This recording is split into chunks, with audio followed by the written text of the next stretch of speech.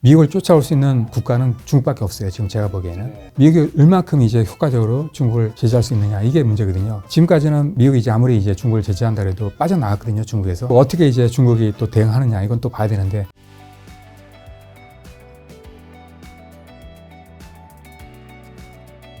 자, 이번엔 각국의 반도체 산업 현황 좀 알아보려고 하는데, 최근 일본 정부가 반도체 사업을 키우고 있는데 한국 반도체 기업들에게 위협이 될 수 있다고 보나요? 직접적인 그렇게 위협은 되지 않을 거라고 봐요. 원래는 그 일본이 넘버원이었어요. 전 세계 시장에서. 그게 이제 80년대 해가지고 이제 90년대 초반까지 갔었거든요.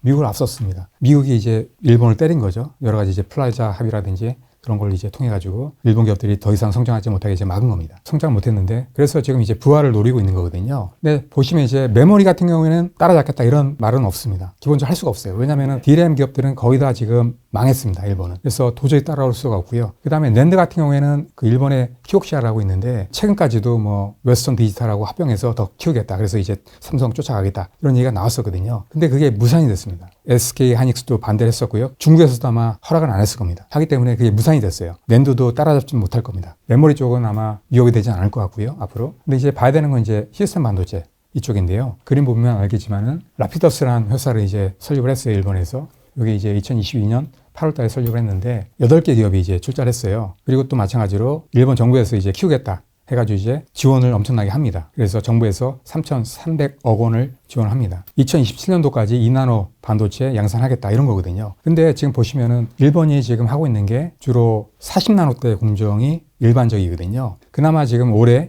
2월달이나 3월달에 TSMC 공장이 지금 완공이 됩니다. 그게 아마 10나노 초반대 공정이거든요. 격차가 너무 커요. 한국은 뭐 지금 2나노대 나온다 이런 얘기를 하고 있는데 기술 격차가 큰데 혼자서는 할 수 없습니다. 일본 자체적으로 할 수 없는데 이게 다른 기업들하고 협력해서 하겠다는 거거든요. IBM하고 협력해가지고 같이 하겠다. 한다 그래도 양산 일정이 상당히 늦습니다. 지금 2나노 반도체는 한국 같은 경우에는 지금 2025년도거든요. 근데 이제 2년 정도 늦는 거죠. 그리고 최근에 일본에서 정한 게 뭐냐면 삼성이나 TSMC하고 경쟁하지 않겠다 이렇게 발표를 했어요. 그 이유가 뭐냐면 기본적으로 경쟁이 안 됩니다. 삼성이나 TSMC는 체급이 상당히 강해요. 헤비급의 체급이거든요. 근데 이제 라피더스는 라이트급이거든요. 그러니까 기본적으로 경쟁이 안 돼요. 경쟁하지 않겠다 이렇게 발표를 했어요. 아마도 제가 보기에는 뭐 인공지능이나 이쪽으로 할 것 같아요. 근데 이제 삼성이나 TSMC 같은 경우에는 뭐 다양하게 애플리케이션이 있지 않습니까? 2029년, 30년 가서 이제 계속 따라올 수는 있겠죠. 근데 이제 쉽지는 않을 겁니다. 2년 이상 뒤처지기 때문에 이걸 성공한다 그래도. 그리고 이거 자체도 이제 성공할 수 있는 100% 확신이 없는 겁니다.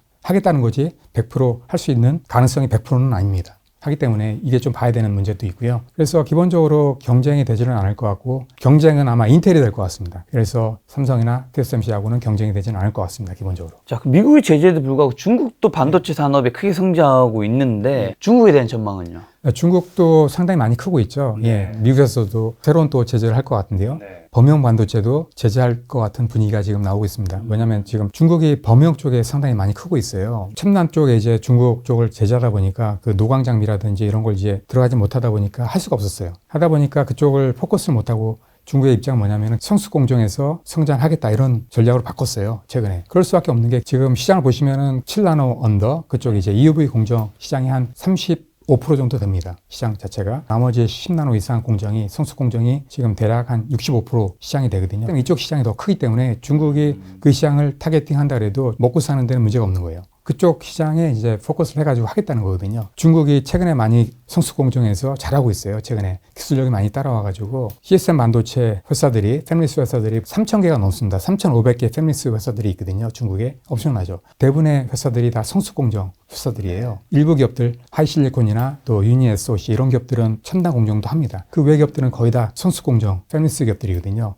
근데 3,500개 되는 그러한 패밀리스 기업들의 생산을 해줘야 되잖아요. 근데 이제 그런 파운드리 기업들도 중국에 충분히 많이 있다는 얘기예요. 그래서 대표적인 기업이 SMIC입니다. SMIC가 넘버 5입니다. 전 세계 글로벌 마켓이. 많은 부분을 이제 수용을 하고 있어요. 그 기업은 지금 이제 정부에서도 전략적으로 지금 밀고 있거든요. 엄청난 지원을 합니다. 재정적인 지원을. 파운드리가 받쳐줘야지 패밀리스 기업들이 살 수 있기 때문에 엄청난 투자를 하고 있습니다. 작년에 5나노, 7나노 반도체도 뭐 개발한다. 그래서 이제 7나노 반도체도 지금 개발했지 않습니까? 그거는 이제 EUV 공정이 아닌 DUV 공정으로 이제 한 겁니다. 이전 버전입니다. 그걸로 해가지고 이제 멀티 패턴 방식으로 해가지고 이제 생산한 건데 그래서 이제 5나노 더 하겠다 이런 얘기거든요. 그거는 이제 EUV 공정이 없기 때문에 경쟁은 안 됩니다. 왜냐면은 EUV 공정을 쓰지 않으면은 수율이라든지 아니면 또 여러 가지 공정 상의 어떤 문제가 발생하거든요. 과정이 많아지기 때문에. 그래서 아마 중국 정부에서 지원을 하기 때문에 할 수 있었던 거지 비즈니스적으로 보면 절대 이제 경쟁이 안 됩니다. 왜냐하면 이제 공정이 길어지고 수율이 안 나오다 보면 비용이 많이 들기 때문에 이익을 낼 수가 없어요. 중국은 이제 성수 공정을 메인으로 하면서 UV 공정도 갈지 모르겠지만 아무튼 그쪽을 하겠다 이런 거거든요. 그래서 일단은 성수 공정을 키우겠다 이런 겁니다. 그리고 또 보면 이제 중국 자체도 생태계가 많이 좀 발전하고 있어요. 뭐 파운드리나 그다음에 또 팹리스가 또 크기 위해서는 또 장비 기업이라든지 그다음에 또 생태계 기업들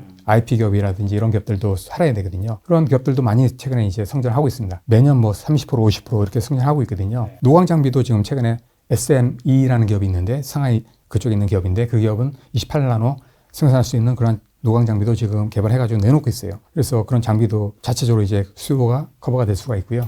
그 다음에 또 나우라라든지 에이메이라든지 이런 기업들도 증착이라든지 식각 장비를 지금 하고 있거든요. 그래서 상당히 발전을 많이 했어요. 마찬가지로 또 IP 기업들도 최근에 많이 생기고 있기 때문에 이런 자체적으로 이제 자급자족 할 수 있는 어떤 환경이 되고 있어요. 그런 것 때문에 이제 미국이 위협을 좀 느끼고 있는 거거든요. 그래서 이제 범용 반도체도 제재할 것 같아요, 앞으로. 100개 기업 대상으로 해가지고 어느 반도체를 쓰고 있는지 조사하겠다. 그래서 만약에 이제 중국 반도체 많이 쓴다 그러면은 아마 거기에 대해서도 제재가 들어갈 것 같아요. 관세라든지 이런 쪽으로 해가지고 이제 엄청 때리겠죠. 그래서 이런 식으로 이제 위협을 느끼고 있는 거예요. 그래서 그쪽으로 하겠다 이런 겁니다. 또 이제 그 화물 반도체 쪽에서 또 중국이 또 잘하겠다 이런 거거든요. 그 화물 반도체는 모든 기업들이 거의 이제 새롭게 시작하는 분위기예요. 왜냐면은 기존의 실리콘 반도체 같은 경우에는 기존에 뭐 미국에 있는 기업들이 거의 뭐 시장을 이제 석권하다 보니까 중국에서 쫓아갈 수가 없어요. 기본적으로 너무 차이가 크기 때문에 화물 반도체 이쪽은 중국에서 잘할 수 있어요. 왜냐하면 기본적으로 그 원자재도 많지만은 모든 기업들이 이제 처음 다시 시작하기 때문에 충분히 쫓아갈 수 있는 어떤 환경이 되는 거죠. 화물 반도체가 앞으로 이제 시장이 엄청나게 커지거든요. 중국은 화물 반도체하고 그다음에 성수 공정 이쪽에서 일단 키우겠다. 이런 겁니다. 크게 되면 이제 나중에는 뭐 또 첨단 쪽으로도 갈 수도 있겠죠. 이게 쉽지가 않을 겁니다. 미국에서도 제재한다는 게 아마 제가 보기에는 계속 아마 크지 않을까 그렇게 생각을 하고 있습니다. 바로 옆에 있는 대만은 파운드리 산업이 이제 발달해 있으면 TSMC 외에도 글로벌 시장에서 경쟁력 있는 기업들이 굉장히 많을 텐데 어떤 기업들을 주목할 필요가 있을까요? 아까 말씀드린 강한 기업들이 많은데 TSMC 말고도 뭐 UMC라든지 그다음에 또 VIS, PSMC라든지 이런 기업들이 다 대만 기업이거든요. 이런 기업들 주목할 필요가 있습니다. 최근에 많이 성장을 하고 있고요. 그다음에 또 UMC 같은 경우에는 그 TSMC보다 먼저 시작한 기업입니다. 물론 이제 파운드리는 더 늦게 시작을 했지만 그래서 이 기업도 패키징 쪽에 많이 신경을 쓰고 있고 이쪽에 3D 쪽에 많이 포커싱을 하고 있으면서 전 세계 3위, 4위 정도 하거든요. 그래서 많이 앞으로도 클 것 같습니다. 그 다음에 또 파운드리 기업들 말고도 다른 기업들도 잘하는 기업들이 많아요. 대만에. 이 파운드리랑 또 같이 일하는 기업들이 있는데 디자인 하우스라고 있어요. 그건 뭐냐면 이제 그 파운드리하고 팹리스 중간에서 이제 가교 역할을 하는 거예요. 팹리스 기업들이 설계하면 그 설계한 자산이 바로 디자인 하우스에 이제 넘겨지거든요. 왜냐면 이제 파운드리 공정이 다 다르기 때문에 그 디자인 한 걸 바로 이제 적용 못 해요. 새로운 디자인을 해줘야 되거든요. 그런 역할을 하는 기업인데 전 세계 넘버원이 대만에 있습니다. 그 이름이 뭐냐면 GUC라고 하는 기업이거든요. 그 기업이 이제 TSMC에도 투자한 기업이거든요. 그래서 지분이 있는데 그 기업이 이제 매출 보시면 1조가 넘습니다. 엄청나죠. 한때는 그 GUC의 인력이 한국에 있는 디자인 하우스 전부 다 합친 것보다 많다 이런 얘기도 있었어요. 지금 물론 이제 한국도 많이 크고 있지만 최근에도 엄청나게 성장하고 있습니다. TSMC가 성장하면 GUC도 반드시 이제 성장할 수밖에 없기 때문에 눈여겨볼 필요가 있고요. 주가도 많이 올랐습니다. 그 다음에 또 봐야 되는 게 또 ASE라는 기업이 있어요. 이 기업도 이제 TSMC 때문에 많이 성장했는데 이 기업은 뭐냐면 그 오셋 기업입니다. 이건 뭐냐면 이제 패키징하고 이제 테스트하는 기업인데 그 파운드리 기업들이 보통 그 제조를 이제 한 걸 웨이퍼를 이제 오셋 기업들한테 넘기거든요. 그럼 오셋 기업들이 이제 패키징을 합니다. 그 ASE가 넘버원이에요, 전 세계적으로. TSMC랑 엄청나게 밀착하게 이제 협력하면서 이제 커왔어요. TSMC가 크다 보니까 ASE도 계속 커온 거예요. 그래서 주목할 필요가 있습니다. 왜냐면 이제 TSMC가 파운드리가 성장하게 되면 오셋 기업은 반드시 성장할 수밖에 없거든요. 왜냐면 이제 그 웨이퍼라는 게 해외로 만약에 이제 오셋 기업한테 맡기면 이게 이제 이동하면서 이제 여러 가지 문제가 발생할 수가 있어요. 가까운 위치에서 이제 서포트를 해야 되거든요. 반드시 AS가 그걸 해줘야 됩니다. 성장할 수밖에 없었고요. 그 다음에 또 봐야 되는 기업이 또 미디어텍이라는 기업이 있어요. 이건 이제 팹리스 기업입니다. 이 기업도 상당히 대형 팹리스인데요. 이 기업은 이제 넘버 5입니다. 전 세계 마켓시어가. 그 AP 있지 않습니까? 이쪽에서도 상당히 잘하고 있어요. 그 AP에서도 출하량 기준으로 퀄컴을 앞서고 있고요. 물론 이제 금액적으로는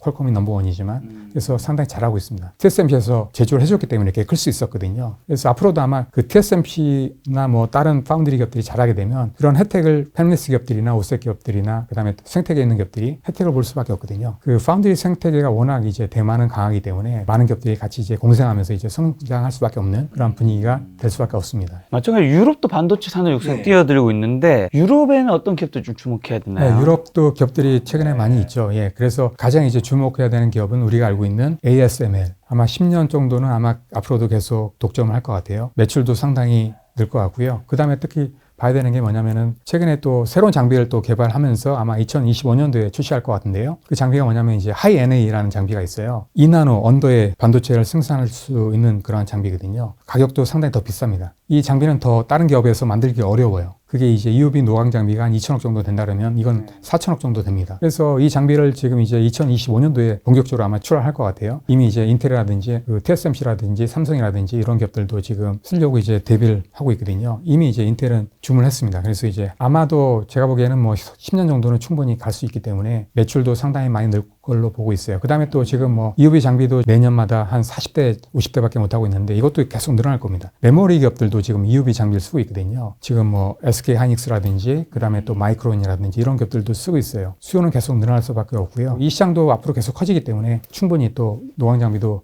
더 많이 필요할 수밖에 없는 상황이 되고요. 또 어떤 기업이 있냐면 유럽은 기본적으로 차량용 반도체 기업들이 강합니다. 차량용 반도체 기업들이 있는데요. 예를 들면 뭐 인피니온이라든지 봐야 되는 게 또 NXP라든지 ST 마이크로라는 기업이 있습니다. 이런 기업들은 주로 MCU를 만드는 기업들인데요. 거의 전 세계 MCU를 거의 다 이런 기업들에서 하고 있어요. 네. MCU 같은 경우도 앞으로 전기차라든지 그 다음에 자율주행차로 바뀌면 MCU가 더 많이 쓰일 수밖에 없거든요. 네. 계속 매출도 발생할 수밖에 없고요. 특히나 인피니온 같은 경우에는 제가 얼마 전에도 인피니온 코리아 사장님을 몇 번 만났었는데요. 너무 사업이 잘 된대요. 이 인피니온 같은 경우에는 전력 반도체 그리고 또 화물 반도체도 최근 다 하고 있어요. 기업들이 하기 때문에 매출이 앞으로 상당히 많이 늘어날 것 같아요. 전력 반도체는 인피니온이 넘버원입니다. 그래서 전력 반도체도 마찬가지로 전기차로 바뀌면서 수량이 엄청나게 늘어납니다. 특히나 인버터라든지 컨버터 이쪽에 전력 반도체가 많이 쓸 수밖에 없거든요. 네. 매출이 엄청나게 늘어날 겁니다. 마찬가지로 화물 반도체도 늘어날 수밖에 없고요. 이런 기업들 주목할 필요가 있고요. 그 다음에 또 마지막으로 봐야 되는 기업이 ARM 있지 않습니까? 영국 기업인데 이 기업도 최근에 이제 상장했지 않습니까? 네. 예, 아직까지도 뭐 모바일 쪽은 95% 정도 이제 마켓쉐어를 하고 있기 때문에 또 최근에 또 다른 애플리케이션으로 많이 확장하고 있어요. 인공지능이라든지 또 차량용 반도체 이쪽에도 거의 독보적인 존재거든요. 하다 보니까 많이 성장할 수밖에 없고 그 다음에 또 최근에 봐야 되는 게 또 PC라든지 이쪽에도 ARM 아키텍처를 쓰고 있거든요. PC가 지금 많이 채용이 되고 있습니다.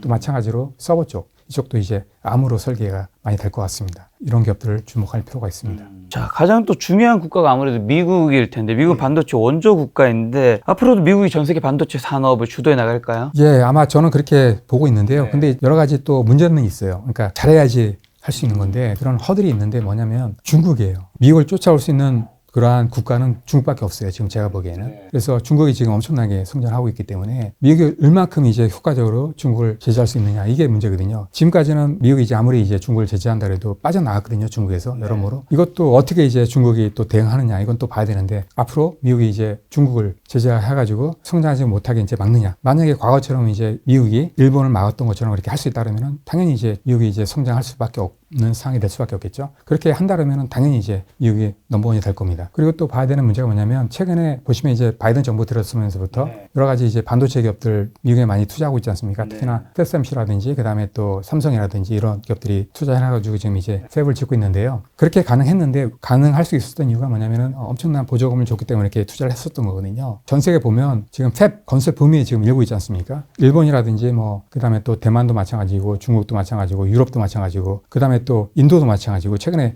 엄청난 그 팹을 유치하기 위해서 투자를 많이 하고 있어요. 그래서 각국마다 지금 엄청난 반도체 기업들 투자하게 되면 지원금을 엄청나게 많이 주고 있어요. 모든 기업들한테 이제 주고 있다 보니까 미국한테 이제 줬던 게 메리트가 없어진 거예요. 그래서 최근에 추세를 보시면 TSMC도 지금 방향을 바꿨거든요. 예전에는 미국에 투자를 계속할 예정이었어요. 근데 지금 최근 추세는 뭐냐면 일본에 지금 투자를 하는 분위기로 바뀌고 있어요. 아까 말씀드린 팹이 하나 완공이 되거든요. 올해 아마 2월달이나 3월달에 완공이 되고 7나노 반도체, 3나노 반도체 이 팹도 아마 일본에 짓기로 지금 결정이 난 것 같아요. 두 번째 팹, 세 번째 팹도 일본에 짓겠다 이런 방침을 거의 확실시 하고 있습니다. 그래서 원래는 미국에 질 생각이었는데 일본에서 엄청나게 지원을 많이 하다 보니까 지금 이제 그쪽으로 옮기고 있습니다. TSMC도. 하기 때문에 이런 분위기가 좀 바뀌고 있다는 거죠. 그래서 이런 리스크가 커지고 있기 때문에 예전 같지가 않다는 거죠. 지금 분위기가. 예, 그래서 그런 문제가 또 있고요. 이런 문제를 어떻게 미국이 이제 잘 해결해 나가느냐 이런 문제가 또 있습니다. 가장 큰 문제가 뭐냐면 이제 사람이에요. 사람이 없어요. 보시면 이제 미국 같은 경우에 투자를 많이 하고 있지만 제조 분야는 지금 다 해외로 나갔거든요. 특히나 아시아 지역으로 지금 다 빠져나갔습니다. 그런 빠져나간 기업들이 나가면서 인력들 자체도 없어졌어요. 지금 뭐 얼마 전에도 TSMC가 양산을 2024년도에 하려다가 1년 늦췄지 않습니까? 그 이유가 뭐냐면 이제 사람이 없기 때문에 그런 거거든요. 그래서 지금 미국에서는 지금 기본적인 방침이 뭐냐면은 뭐 이민법 같이 이제 바꿔가지고 사람들 끌어들이겠다. 이렇게 지금 하고 있는데 그게 쉽지가 않다는 거죠. 왜냐하면 미국으로만 가지 않는다는 거죠. 다른 국가들도 지금 인원들이 많이 부족하기 때문에 많은 지원을 하면서 혜택을 주고 있다고요. 그래서 이 문제가 상당히 커요. 만약에 이게 또 해결이 안 되면 미국이 상당히 앞으로 뭐 리딩 하는데 여러 가지 문제가 있는 거죠. 그래서 이런 세 가지 문제를 어떻게 잘 해결하느냐에 따라서 반도체 패권을 가져갈 수 있느냐 결정될 거라고 보고 있습니다.